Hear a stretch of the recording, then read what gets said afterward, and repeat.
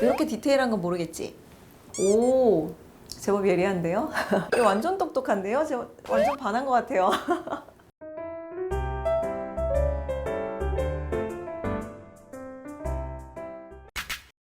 오늘 고생하셨습니다. 아닙니다. 고생하셨습니다. 오늘 혹시 챗 GPT라고 들어보셨어요?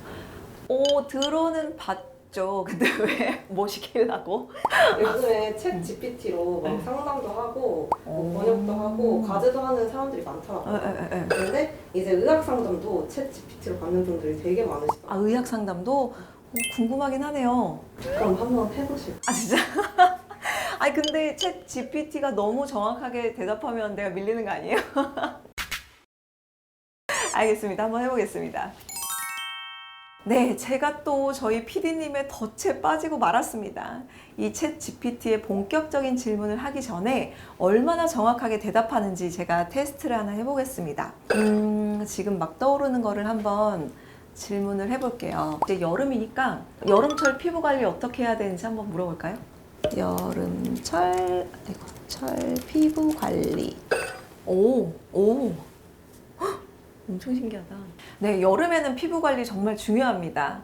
이 더위와 태양으로부터 피부를 보호하고 건강하게 유지하기 위해서 몇 가지 팁을 공유해 드릴게요. 오, 제법 똑똑한데요? 먼저 1번, 자외선 차단제 사용. 제가 늘 강조드리는 부분입니다. 햇빛으로부터 피부를 보호하기 위해서 자외선 차단제 꾸준히 사용하셔야 되고요. SPF 지수가 높은 제품을 사용하시고요. 자외선 차단제를 2~3시간마다 자주 발라야 합니다. 자외선은 피부 속 멜라닌 색소를 자극해서 기미나 잡티 등을 생성하는 주범인데요. 광노화 예방에 자외선 차단제는 필수고요. 매일 사용하고 자주 발라줘야 된다는 점에서 일단 첫 번째 답 합격 드리겠습니다. 2번, 적절한 보습. 이 더운 날씨와 땀 때문에 피부가 건조해질 수 있기 때문에 적절한 보습 필요한데요. 가벼운 수분 크림을 사용해서 피부를 촉촉하게 유지해 주시고요. 이 덥고 습하면 끈적하고 답답해서 이 사용하던 기초 화장품을 아예 생략하시는 분들이 많으신데요. 여름에는 실내외 온도 차이가 크기 때문에 평소보다 피부 속 수분 손실이 오히려 더 많을 수가 있습니다. 피부가 건조해지면서 피부 장벽이 무너지기 때문에 또 피지가 늘어나고 주름이 생길 수가 있거든요. 그렇기 때문에 가벼운 수분 크림이라도 꼭 발라주셔야 됩니다. 그리고 3번, 모자 착용. 외출 시에 모자를 착용해서 얼굴과 목을 보호하시고요. 4번, 적절한 세정. 5번, 수분 섭취. 6번, 건강한 식습관. 7번, 올바른 샤워. 대부분 여름이라는 키워드에 맞춰서 답변이 꽤 정확한데요. 그리고 이렇게 뭔가 순차적으로 1, 2, 3, 4 넘버링까지 해서 정리해서 알려주는 게 너무 신기합니다. 마음에 듭니다. 지금까진. 근데 챗 GPT가 너무 정확하게 대답하면 내가 밀리는 거 아니에요? 자, 그럼 기본적인 피부 상식에 대해서 테스트해 봤으니까 본격적으로 시술에 대한 질문을 해보도록 하겠습니다. 의학적인 지식에도 과연 얼마나 정확하게 대답할지 궁금한데요. 비교적 좀 간단한 질문 먼저 한번 해볼게요. 울세라와 써마지의 차이점이 뭐야? 반말로 해도 되죠? 네, 의사면허 시험에도 통과했는데 이 정도는 뭐 간단하게 맞히지 않을까요? 울세라와 써마지는 둘 다 피부 리프팅을 위한 비침습적인 시술입니다. 피부의 탄력을 회복하고 주름 개선을 위해 사용됩니다. 그러나 두 시술은 다른 원리와 방법을 사용합니다. 오, 완전 정확한데요? 먼저 울세라. 울세라는 초음파를 사용하여 피부의 깊은 콜라겐 섬유층의 열 에너지를 전달합니다. 이 과정은 열에 의해 콜라겐 섬유를 충분히 단단하게 만들어 피부를 리프팅하고 탄력을 회복시키는 데 중점을 둡니다. 주로 얼굴, 목, 등 부분에서 주름 개선과 탄력 개선에 사용됩니다. 이 정도면 정확한데요? 써마지도 보면 라디오파를 사용하여, 즉 고주파를 사용하여 피부의 깊은 층에 열을 전달합니다. 이 열은 콜라겐을 충분히 단단하게 만들어 피부를 리프팅하고 탄력을 개선합니다. 조금 아쉬운 건 울세라, 써마지 피부층을 약간 좀 두루뭉술하게 그냥 깊은 층이라고 했는데, 울세라는 피부 깊은 근막층까지 에너지 전달이 가능하고 써마지는 주로 진피층에 에너지를 전달하기 때문에 이 부분이 조금 추가되면 좀 더 차이점이 명확할 것 같습니다. 이렇게 보니까 디테일이 좀 부족하긴 하네요. 그것 빼고는 비교적 모범 답안을 잘 말한 것 같고요.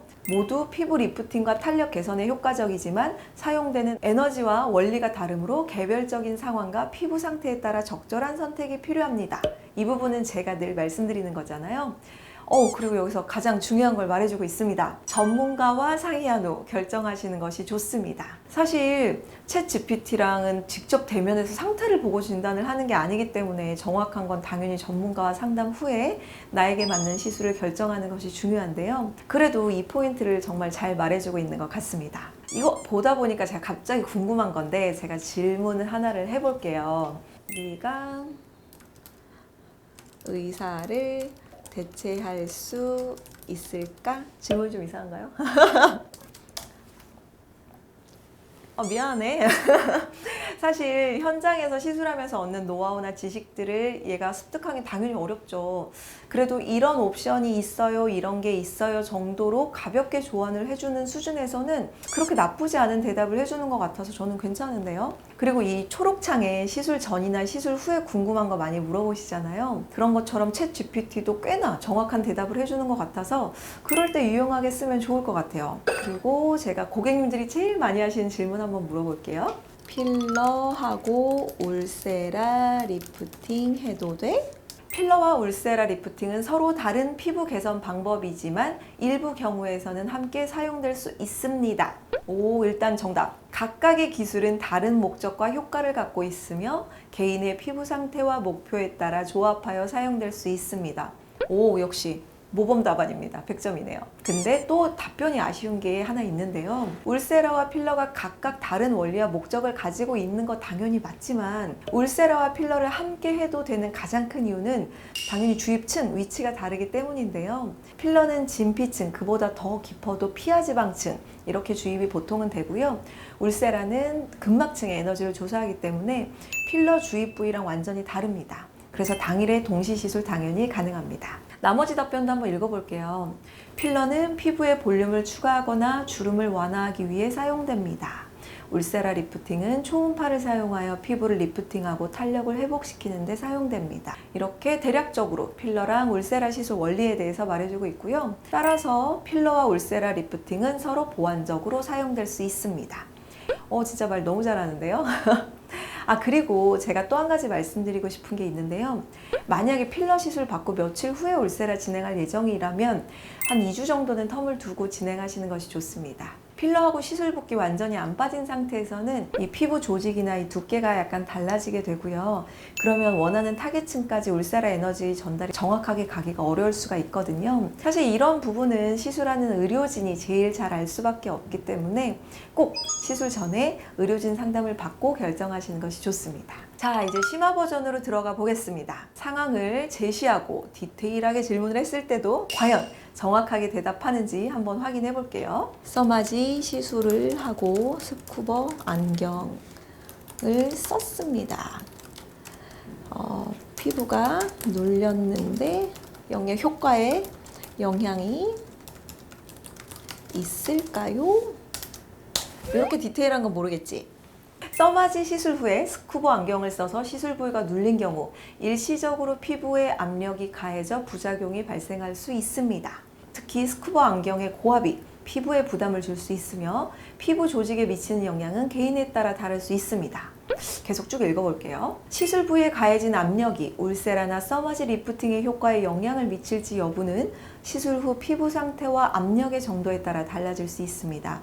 일반적으로 가벼운 압력이나 단기간의 압박은 큰 문제가 되지 않을 수 있지만 지속적인 압력이나 과도한 압력은 피부 조직에 부정적인 영향을 줄 수 있습니다. 가능하다면 써마지 시술 후에는 시술 부위에 미치는 압력을 최소화하고 피부를 조심스럽게 다루는 것이 좋습니다. 만약 부작용이나 이상 증상이 나타난다면 즉시 의료 전문가에게 상담하는 것이 중요합니다. 또한 이후에 시술을 받을 때는 시술 후 일정 기간 동안 피부에 압력이 가해지지 않도록 주의하시는 것이 좋습니다. 아까도 말씀드렸지만 읽어보면 엄청 깊은 지식은 아니지만 그래도 도움이 될 만한 정보를 주는 느낌이 확실히 드네요. 일단 써마지나 울세라 시술 후에는 괄사나 경락 같은 피부에 물리적인 압력 주는 행동은 피해달라고 말씀드려요. 그 이유는 시술하고 나면 피부가 자극을 받은 상태고요. 또 어느 정도 붓기가 있는 상태이기 때문에 이때 괄사나 경락 같은 물리적인 압박을 주게 되면 피부 자극이 혹시라도 더 심해지고 붓기가 더 심해질 수 있기 때문에 그렇고요. 피부 재생에도 어느 정도 영향은 줄 수가 있습니다. 그렇기 때문에 붓기가 완전히 빠질 때까지는 피부에 자극을 주는 행동은 조금 피해 주시는 것이 좋습니다. 그래도 대답이 나쁘지는 않습니다. 진짜 급할 때는 도움될 것 같아요.